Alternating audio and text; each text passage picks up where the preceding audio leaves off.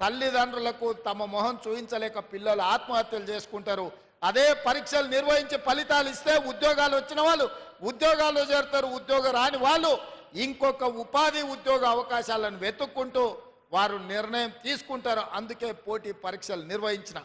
ఇదే కాదు, ఈరోజు గ్రూప్ 1 జరిగినప్పుడు కూడా గ్రూప్ 1 పరీక్షలు వాయిదాలు వేయాలని మన ప్రభుత్వం ఇచ్చిన జీవోలలో కోడిగుడ్డు మీద ఈకలు పీకినట్టు పీకాలని, తప్పులు పట్టాలని హైకోర్టు నుంచి సుప్రీంకోర్టు వరకు అన్ని దగ్గరలకు పోయినారు. ఎక్కడ కూడా వాళ్ళ వాదన కోర్టులు సమర్థించకపోను తిరస్కరించి పరీక్షలు నిర్వహించమన్నారు. లక్షలాది మంది నిరుద్యోగ యువకులు గ్రూప్ 1 పరీక్షలకు ప్రిపేర్ అవుతుంటే పరీక్షలు నిర్వహించమని ధర్నాలు చేసిన వాళ్ళు పరీక్షలు వద్దు అని కృత్రిమమైన ధర్నా, ఒక రాజకీయ పార్టీ ప్రేరేపించిన ధర్నా చేస్తే నథింగ్ డూయింగ్ అని గ్రూప్ 1 పరీక్షలు నిర్వహించిన, మెయిన్ ఎగ్జామ్స్ కూడా నిర్వహించినాం. తొందరలోనే తెలంగాణ రాష్ట్రానికి 2011 తర్వాత గ్రూప్ 1 పరీక్షలే నిర్వహించలేదు. ఉమ్మడి రాష్ట్రంలో 2011లో గ్రూప్ 1 నియామకాలు జరిగితే ఇవాళ 2024కు వచ్చినాం. 13 సంవత్సరాలలో తెలంగాణ రాష్ట్రంలో గ్రూప్ 1 ఉద్యోగ అవకాశాలు నిరుద్యోగ యువకులకు రాలేదు. ఆనాటి ప్రభుత్వం 2017లో నోటిఫికేషన్ ఇచ్చిన పరీక్షలు నిర్వహించకుండా వాయిదాలు పెట్టుకుంటూ నిర్వహించిన పరీక్షలు ప్రశ్నాపత్రాలు జిరాక్స్ సెంటర్లలో అమ్ముతుంటే ఆ రోజు ఖచ్చితంగా మాట ఇచ్చిన అధికారంలోకి వచ్చిన ఎంబడే గ్రూప్ 1 పరీక్షలు నిర్వహిస్తాం, ఖాళీలను భర్తీ చేస్తామని ఇవాళ గర్వంగా నేను చెప్తున్న. తెలంగాణ పబ్లిక్ సర్వీస్ కమిషన్ సంబంధించిన ఈ రోజు రిటైర్ అవ్వబోతున్న మహేందర్ రెడ్డి గారు చైర్మన్గా చాలా దీక్షతో ఈ పరీక్షలను నిర్వహించి ఈ రోజు మెయిన్ ఎగ్జామ్స్ కూడా కంప్లీట్ చేసిన. తొందరలోనే 563 మంది గ్రూప్ 1 అధికారులను ఈ తెలంగాణ నిర్మాణంలో భాగస్వాములను చేయబోతున్నాం. ఇవాళ ప్రక్షాళన చేసిన తెలంగాణ పబ్లిక్ సర్వీస్ కమిషన్ మా పనితనానికి ఒక గీటురాయి, చిన్న ఆరోపణ లేకుండా ఈరోజు పబ్లిక్ సర్వీస్ కమిషన్ పనిచేస్తుంది. మహేందర్ రెడ్డి గారి స్థానంలో సర్వేల్ రెసిడెన్షియల్ నుంచి ఐఏఎస్ పొందిన అతి నిరుపేద కుటుంబం నుంచి వచ్చిన ఒక ఐఏఎస్ ఆఫీసర్ బుర్రా వెంకటేశంని 3.5 సంవత్సరాలు ఇంకా ఐఏఎస్ ఉన్నా అతన్ని ఈరోజు పబ్లిక్ సర్వీస్ కమిషన్ చైర్మన్గా ఎందుకు వేసిన అంటే ఈ పరీక్షలను చిత్తశుద్ధితో పారదర్శకంగా నిర్వహించాలని ఒక సీనియర్ ఐఏఎస్ ఆఫీసును ఇవాళ పబ్లిక్ సర్వీస్ కమిషన్ చైర్మన్ చేసిన. గతంలో ఐపీఎస్ డీజీపీ చేసిన అధికారిని వేస్తే ఈరోజు సీనియర్ ఐఏఎస్ అధికారిని వేసిన. మేము పొలిటికల్ రీహాబిలిటేషన్ సెంటర్గా మార్చదలుచుకోలే పబ్లిక్ సర్వీస్ కమిషన్ అంటే. పబ్లిక్ సర్వీస్ కమిషన్ అనేది ఒక ఉన్నతమైన సంస్థ, ఒక ఉన్నతమైన వ్యవస్థ. అక్కడ పనిచేసే వాళ్ళకు చిత్తశుద్ధి ఉండాలి, అవగాహన ఉండాలి, చదువు పట్ల శ్రద్ధ ఉండాలి. నియామకాలు చేపట్టే వాళ్ళను ఇవాళ వాళ్ళు పోటీ పరీక్షలకు ప్రశ్నపత్రాలు తయారు చేస్తే వాళ్ళకి చదువు ఉండాలి. గతంలో పబ్లిక్ సర్వీస్ కమిషన్ మెంబర్స్ ఎవరయ్యా అంటే ఆర్ఎంపీ డాక్టర్ను పెట్టినరయా. గ్రూప్ 1 ఎగ్జామ్ నిర్వహించేటోడు ఆర్ఎంపీ డాక్టరు, డిప్యూటీ తహసీల్దారు, ఇట్లాంటి వాళ్ళను పబ్లిక్ సర్వీస్ కమిషన్ మెంబర్స్గా గతంలో వేసారు. నేను తప్పు పట్టడం లేదు, కానీ సెక్షన్ ఆఫీసర్ కలెక్టర్ని సెలెక్ట్ చేయలేడు కదా. ఒక సెక్షన్ ఆఫీసరో లేకపోతే ఒక ఆఫీస్లో ఉండే అటెండరో ఆ జిల్లా కలెక్టర్ని నిర్ణయించాలంటే అతని అవగాహన, అతని చదువు, అతనికి అన్ని రకాల అవగాహన ఉండాలి కదా. అట్లాంటి గ్రూప్ 1 పరీక్షలు నిర్వహించే పబ్లిక్ సర్వీస్ కమిషన్లో సభ్యులుగా చిన్న చిరు ఉద్యోగస్తులను రాజకీయ పునరావాస కేంద్రంగా మార్చి ఆ పార్టీ సభ్యులను నియమించడంతో పూర్తిగా భ్రష్టు పట్టుపోయి ప్రతిష్ట దెబ్బతిన్నది పబ్లిక్ సర్వీస్ కమిషన్. కానీ మన ప్రభుత్వం వచ్చినాక పబ్లిక్ సర్వీస్ కమిషన్ కంప్లీట్గా ప్రక్షాళన చేసి ఉన్నత చదువులు చదువుకున్న వాళ్ళను, ఉన్నత హోదాలు ప్రభుత్వంలో నిర్వహించిన వాళ్ళను సభ్యులుగా చైర్పర్సన్స్గా నియమించడం ద్వారా ఈరోజు ఎలాంటి ఆరోపణ లేకుండా నిర్వహించగలిగినాము అని అంటే ఈ ప్రభుత్వం యొక్క చిత్తశుద్ధిని మీ ద్వారా తెలంగాణ సమాజానికి నేను చెప్పదలుచుకున్నా. అదేవిధంగా యూనివర్సిటీలకు సంవత్సరాల కొద్ది వైస్ ఛాన్సలర్లు లేరు. మనం వచ్చిన తర్వాత 10 యూనివర్సిటీల వైస్ ఛాన్సలర్లను నియమించడమే కాకుండా ఇవాళ యూనివర్సిటీలలో ఉండే టీచింగ్, నాన్ టీచింగ్ వేకెన్సీలను అన్నిటిని కూడా ఇవాళ ఫిలప్ చేయాలని ఆ వైస్ ఛాన్సలర్స్కు మనం ఈరోజు ఆదేశాలు ఇవ్వడం జరిగింది. నేను ఎందుకు ఈ వివరాలన్నీ మీతో పంచుకుంటున్నా అంటే గత ప్రభుత్వం ప్రతి మండలంలో 30 పడకల ఆసుపత్రి, ప్రతి నియోజకవర్గంలో 100 పడకల ఆసుపత్రి, ప్రతి జిల్లా కేంద్రంలో ఒక మెడికల్ కాలేజీని ఇస్తామని చెప్పిండ్రు. 10 సంవత్సరాలైన మండలాలలో 30 పడకలు రాలే, నియోజకవర్గాలలో 100 పడకలు రాలేదు. మెడికల్ కాలేజీలు ఇస్తే అత్తా పత్తా లేదు. బోర్డర్ ఉంది, జీవోనన్న ఉంది, కానీ అది ఎక్కడుందో ఎత్తుకుతే ఎక్కడ కనిపించదు.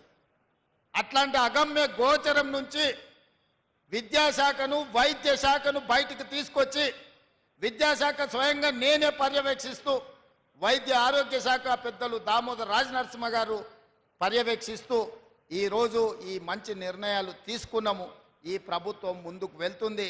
పేదలకు సేవలు అందించాలన్న లక్ష్యంతో ఈరోజు మన ప్రభుత్వం నడుస్తున్నది. నేను ఈరోజు గుర్తు చేయదలుచుకున్నా, ప్రతివాడు ఈరోజు ఆరోగ్యశ్రీ గురించి, రాజీవ్ ఆరోగ్యశ్రీ గురించి మాట్లాడుతూ, ఆనాడు ప్రభుత్వ వైద్యానికి వెళ్తే పోయినవాడు పోయినట్టే మళ్ళీ వస్తాడో రాడు అని సినిమాల్లో పాటలు పెట్టి నువ్వు నేను రాను బిడ్డో సర్కారు దవాఖానకు అని. అట్లాంటి పరిస్థితుల్లో డాక్టర్ వైఎస్ రాజశేఖర రెడ్డి గారు రాజీవ్ ఆరోగ్యశ్రీ తీసుకొచ్చి అపోలో, యశోద లాంటి కార్పొరేటు ఆసుపత్రుల్లో శ్రీమంతులు చేయించుకునే వైద్యాన్ని 2005-06 సంవత్సరంలో 2 లక్షల రూపాయలు ఉచితంగా రాజీవ్ ఆరోగ్యశ్రీ ద్వారా ప్రతి పేదవాడికి తండాలలో, గూడాలలో, మారుమూల పల్లెల్లో ఉండే దళితులు, ఆదివాసులు, గిరిజనులు, బలహీన వర్గాలు, నిరుపేదలైన మైనారిటీలకు రాజీవ్ ఆరోగ్యశ్రీని అందించానాడు. పేదవాళ్ళను ఆదుకున్న చరిత్ర కాంగ్రెస్ పార్టీ. గత ప్రభుత్వం దాన్ని దెబ్బతీస్తే మేము వచ్చిన ఎంబడే ఈరోజు రాజీవ్ ఆరోగ్యశ్రీ ద్వారా 10 లక్షల రూపాయలు ఉచిత వైద్యాన్ని ఇవాళ తెలంగాణ పేదలకు అందిస్తున్నాం. ఇవాళనే మా అధికారులు నాకు సమాచారం అందించారు. సీఎం రిలీఫ్ ఫండ్కి మొదటి సంవత్సరంలో 835 కోట్ల రూపాయలు మేము ఖర్చు పెట్టినాం. ఇది చరిత్రలోనే రికార్డు. గత ప్రభుత్వం ఏ రోజు కూడా 450 కోట్ల కంటే ఎక్కువ ఖర్చు పెట్టలేదు రాజీవ్ మన సీఎం రిలీఫ్ ఫండ్లో. కానీ ఈ 11 నెలల్లో నేను ముఖ్యమంత్రిగా పేదలకు 830 కోట్ల రూపాయలు ఈరోజు సీఎం రిలీఫ్ ఫండ్ ద్వారా పేదల వైద్యానికి అందించిన అంటే ఇదందరూ మీరు అందించిన సహకారం, మీరందరూ అండగా నిలబడబట్టే ఈ గొప్ప నిర్ణయాలు మేము చెయ్యగలిగినము. అందుకే మిత్రులారా, రాజీవ్ ఆరోగ్యశ్రీ తెచ్చిన 104, 108 అంబులెన్సులు తెచ్చిన, ఎక్కడ ప్రమాదం జరిగినా మీరు ఒక్కసారి 108కు డయల్ చేస్తే మనకు అంబులెన్సులు ఏ మూలకైనా వచ్చేటట్టుగా ఏర్పాటు చేసింది ఆనాడు కాంగ్రెస్ పార్టీ. దాన్ని ఇలా కొనసాగిస్తున్నది కూడా కాంగ్రెస్ పార్టీ అన్న సంగతి నేను ఈరోజు చెప్పదలుచుకున్నా. అందుకే ఇప్పుడు చేసింది సరిపోదు, ఇంకా చేయాల్సింది ఉంది. నియామకాలే కాకుండా మౌలిక వసతులను పెంచాల్సిన అవసరం ఉంది. మాకు తెలుసు, మా విధానం చూస్తే మీకు అర్థమవుతుంది. మొదటి సంవత్సరం మేము చేసిన పనులను చూస్తే భవిష్యత్ ఏందో మీకు అర్థమవుతుంది. అందుకే ఈరోజు ఆడబిడ్డలకు ఆర్టీసీ బస్సులో ఉచిత ప్రయాణం అందించినాం. పొన్నం ప్రభాకర్ గారు నిర్వహిస్తున్న రవాణా శాఖలో ఇప్పటికీ 1,15,00,000 మంది ఆడబిడ్డలు బస్సు ఉచిత ప్రయాణాన్ని ఉపయోగించుకుంటే 3,800 కోట్ల రూపాయలు రాష్ట్ర ప్రభుత్వం ఆర్టీసీ కార్పొరేషన్కు కట్టింది. ఆడబిడ్డలు ఈరోజు ఈ రాష్ట్రంలో అమ్మగారింటికి వెళ్ళాలన్నా, ఆలయంలో అమ్మవారిని దర్శించుకోవాలన్నా ఆర్టీసీ బస్సులో అనా పైసా ఖర్చు లేకుండా ఆడబిడ్డలు ప్రయాణం చేసే అవకాశం ఈ ప్రభుత్వం ఇచ్చింది, మీ ప్రభుత్వం ఇచ్చింది. ఇంటికెళ్ళి అమ్మని అడగండి, ఆర్టీసీ బస్సులో అనా పైసా లేకుండా ప్రయాణం చేస్తుందో లేదో. ఇక్కడున్న ఆడబిడ్డలు కూడా ఈరోజు ఉద్యోగాలు వచ్చే వాళ్ళు ఆర్టీసీ బస్సు ఎక్కి ఇంటికి పోయేటప్పుడు చూడండి, ఎవరైనా మిమ్మల్ని ఒక్క పైసా అడుగుతారేమో. ఇది మా కమిట్మెంట్. ఇవాళ పేదవాళ్లకు 200 యూనిట్లు ఉచిత విద్యుత్తు, వ్యవసాయానికైనా ఉచిత విద్యుత్తు. మరి పట్టణాలలో ఉండే పేదలకు లేదా అంటే పేదవాళ్ళకు కూడా విద్యుత్తు భారం పడకుండా టీవీ పెట్టుకున్నా, ట్యూబ్ లైట్ వేసుకున్నా, ఫ్రిడ్జ్ పెట్టుకున్నా పేదవాళ్ళకి ఇబ్బంది లేకుండా 200 యూనిట్ల వరకు ఇవాళ పేదవాళ్ళకు ఉచిత వైద్యం అందిస్తున్నాం. 50 లక్షల కుటుంబాలు ఈరోజు 200 యూనిట్ల ఉచిత విద్యుత్తును ఈరోజు వాళ్ళకు అందుబాటులోకి వచ్చింది. 500 రూపాయలకు సిలిండర్ కూడా 50 లక్షల కుటుంబాలు ఈరోజు తెలంగాణ రాష్ట్రంలో వినియోగిస్తున్నారు. ఈ విధంగా రైతు రుణమాఫీ మొన్ననే పాలమూరు గడ్డ మీద రైతుల పండుగ చేసుకున్నాం. 21,000 కోట్ల రూపాయలు ఈ మొదటి సంవత్సరంలోనే. మీరందరూ రైతుల బిడ్డలు మీ ఇంటికెళ్ళి మీ నాయనని అడగండి, రైతు రుణమాఫీ జరిగిందా లేదా? 2 లక్షల లోపల రుణం ఉన్న 25 లక్షల మంది రైతులకు 21,000 కోట్ల రూపాయలు వాళ్ళ ఖాతాలో వేస్తే వాళ్ళ ఖాతాలో కాసులు గలగల అంటుంటే కొంతమంది గుండెల్లో పిడుగులు పడ్డట్టుగా ఫామ్ హౌస్లో పండుకొని బాధపడుతున్నారు. వాళ్ళ బాధకు మందు లేదు. ఏదైనా మందు ఉంటే ఇక ఆ మందు జూపల్లి కృష్ణారావు గారు ఇవ్వాల్సిందే, వారు లేరు కానీ వాళ్ళ శాఖ ఇవ్వాల్సిందే. ఎందుకై బాధపడుతురు? రైతులకి ఇవాళ 21,000 కోట్ల రూపాయలు మొదటి సంవత్సరంలోనే 25 లక్షల మంది రైతులకు రైతు రుణమాఫీ చేసినాం. అదే కాదు, రైతు భరోసా సంక్రాంతి పండుగ తర్వాత ఖచ్చితంగా రైతులను ఆదుకుంటాం, రైతు భరోసా ఇస్తామని చెప్పి ఈ ప్రజలకు చెప్పినాం. మా మీద ఉన్న నమ్మకంతో రైతులు ఈరోజు పండుగ చేసుకుంటున్నారు. అంతకుముందు వరేసుకుంటే ఊరేసుకున్నట్టే అని చెప్పారు గత పాలకులు. కానీ మేమేమన్నాం? వరి వెయ్యండి, వరి పండించండి, సన్నాలు పండించండి, తెలంగాణ సోన పండించండి. తెలంగాణలో ఉండే అన్ని residential schools, hostel, Kasturba ration షాపుల్లో సన్న బియ్యం ఇస్తాం. పేదోడు బుక్కెడు బువ్వ తినాలి అంటే సన్న బియ్యం ఇవ్వాలి. సన్నాలు పండించండి, 500 రూపాయలు బోనస్ ఇస్తా అని నేను చెప్పిన. దేశంలోనే స్వతంత్రం వచ్చినప్పటి నుంచి ఏ రాష్ట్రం పండించనంత ఈ వానాకాలం 1,53,00,000 లక్షల మెట్రిక్ టన్నుల వడ్లు పండించిన రాష్ట్రం ఈ దేశంలోనే తెలంగాణ ఉంది. 29 రాష్ట్రాలలో పంజాబ్ లాంటి రాష్ట్రం, ఆంధ్రప్రదేశ్ కూడా తెలంగాణతోని పోటీ పడలేదు. 66 లక్షల ఎకరాలల్లో 1,53,00,000 వడ్లు మెట్రిక్ టన్నుల వడ్లు పండించిన చరిత్ర తెలంగాణది, తెలంగాణ రైతాంగానిది. అందుకే ఆ రైతులను ప్రోత్సహించడానికి వ్యవసాయం దండుగ కాదు, వ్యవసాయం పండుగ చేయాలి అని 500 బోనస్ రూపాయలు ఇచ్చి వాళ్ళ ఖాతాలో 5 రోజుల్లోనే బోనస్ పైసలు వేస్తున్నాం. ఒక ఆడబిడ్డ మహిళ కౌలుకు భూమి తీసుకున్నట్టు ఆమె చెప్పింది, సార్ రైతు బంధు ఇస్తే భూమి ఉన్నాయనికే పోతుంది, కౌలుకు నేను చేస్తే నాకు అప్పులు మిగులుతున్నాయి. ఈసారి రేవంత్ సారు బోనస్ ఇవ్వడంతో నాకు ఎకరాకు 30 క్వింటాళ్ళ వడ్లు వన్నాయి, ప్రతి ఎకరాకు 15,000 రూపాయల బోనస్ నాకు వచ్చింది. సంవత్సరానికి 2 పంటలు తీస్తే 1 ఎకరా కౌలు చేసుకుంటే కూడా వచ్చేదానికంటే అదనంగా నాకు 30,000 వస్తున్నాయని ఒక ఆడబిడ్డ కళ్ళల్లో ఆనందంతో చెప్తుంటే నాకు కడుపు నిండినట్టయింది. మంచి బిర్యానీ తింటే ఎట్లుంటుందో నాకు అంత సంతోషం వేసింది. అందుకే ఈ వేదిక మీద నుంచి రైతులకు నేను మాట ఇస్తున్నా, 10 సంవత్సరాలు ఈ ప్రభుత్వం ఉంటుంది.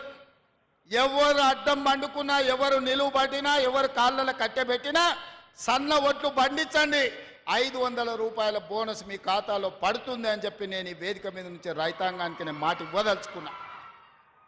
ఏది చేసినా చిత్తశుద్ధితో చేసే బాధ్యత ఈ ప్రభుత్వాన్ని. ఇక మనకు వస్తారు కొంతమంది, వస్తున్నది అసలే సంక్రాంతి పండుగ. సంక్రాంతి పండుగ ముందర గంగిరెద్దులు వస్తాయి, దూడు బసవన్నలు వస్తారు, అమ్మకు దండం పెట్టు, అయ్యకు దండం పెట్టు, ఒంగొంగి దండం పెట్టు అని చెప్తారు. జోలేలో బిచ్చం పడంగానే మళ్ళీ దొరకకుండా పోతారు. ఇవాళ వచ్చేటోళ్ళు కూడా సంక్రాంతి పండుగ ముందలొట్టే దూడు బసవన్న లాంటి సన్నాయిలు ఎన్ని ఊదినా, గంగిరెద్దులను తెచ్చి ఎన్ని దండాలు పెట్టించినా వాళ్ళ లక్ష్యమంతా రేపు వచ్చే సర్పంచ్ ఎన్నికలలో ఓట్లే తప్ప రైతుల కష్టాలు కాదు, రైతులను ఆదుకోవాలన్న ఆలోచన కాదు. ఒక ఆయన ఢిల్లీలో 3వ అయిండు, 11వ సంవత్సరం రైతుల ఆదాయం 2 చేస్తా అన్నాడు. రైతు వ్యతిరేక నల్ల చట్టాలు తీసుకొస్తే 16 నెలలు ఢిల్లీ సరిహద్దుల్లో రైతులు యుద్ధం ప్రకటిస్తే 750 మంది చచ్చిపోతే నల్ల చట్టాలు వెనక్కి తీసుకొని ఈ రైతు జాతికే క్షమాపణ చెప్పిన ఆయన 3వసారి కుర్చీలో కూర్చున్నాడు. 10 ఏళ్ళు ఏలిన ఆయన ఊరేసుకుంటే ఊరేసుకున్న ఆయన, ఫామ్ హౌస్లో వండుకున్న ఆయన ఈరోజు రైతుల గురించి మాట్లాడుతున్నారు. నేను అడుగుతున్న మా యువకుల్ని, మీలో నుంచి వచ్చిన వాడిని నేను, 10 నెలల్లోనే అద్భుతాలు జరుగుతాయా? 10 నెలల్లో చేయని పని ఏదైనా ఉందా?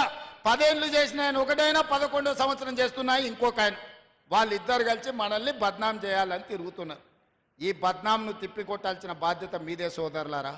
ఎందుకంటే నేను పని మీద ఏకాగ్రత పెట్టిన, నేను పని ఆపి ఇటు తిరిగినంటే అందరు పని చెప్తా. కాకపోతే నేను పని ఆపితే రాష్ట్రానికి నష్టం జరుగుద్ది. ముఖ్యమంత్రిగా నేను నిర్ణయాలు చేయాలి, అధికారులను సమీక్షించాలి, మంత్రులను సమన్వయం చేసుకోవాలి.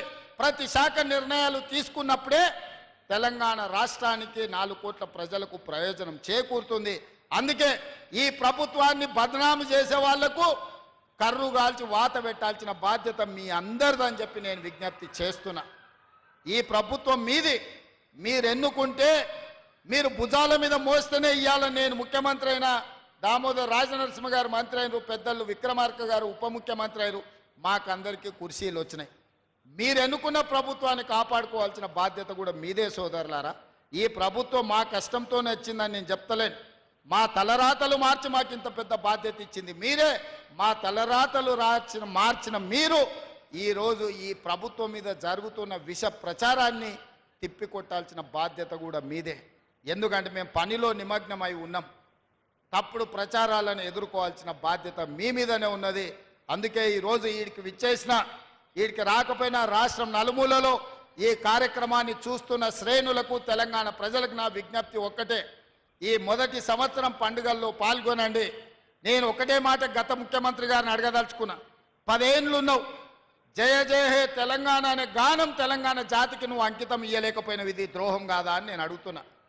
10 సంవత్సరాల అధికారంలో ఉన్న నువ్వు సచివాలయంలో తెలంగాణ తల్లి విగ్రహాన్ని పెట్టాలన్న ఆలోచనే రాలేదు. బుద్ధుని పక్కన నీది పెట్టుకోవాలనుకున్నావు, కానీ సచివాలయంలో తెలంగాణ తల్లి విగ్రహం పెట్టాలన్న ఆలోచన నీకు రాలేదు. 10 ఏళ్ళైనా నువ్వు పెట్టలేదు. ఇవాళ మేము పెడుతున్నాం కదా డిసెంబర్ 9 నాడు అని నేను చెప్తున్నా. అందుకే ఈరోజు తెలంగాణ ప్రజల కోరిక, తెలంగాణ ప్రజల యొక్క ఆకాంక్ష గత ప్రభుత్వం ఎప్పుడు నెరవేర్చలేదు. అది ఉద్యోగాలు కావచ్చు, లేకపోతే రైతుల సమస్య కావచ్చు, తెలంగాణ సంస్కృతిని భద్రపరచడంలో కావచ్చు, వాళ్ళ వైఫల్యం చెందినరు. వాటన్నిటినీ సరిదిద్దుకుంటూ ముందుకెళ్తున్నాం. డిసెంబర్ మహిళలకు సంబంధించి వరంగల్లో కార్యక్రమం చేసుకున్నాం. రైతులకు సంబంధించి మహబూబ్ నగర్లో కార్యక్రమం చేసుకున్నాం. నిరుద్యోగ యువకులు విద్యార్థులకు సంబంధించి రేపు పెద్దపల్లిలో చేసుకోబోతున్నాం 4 తారీఖు నాడు.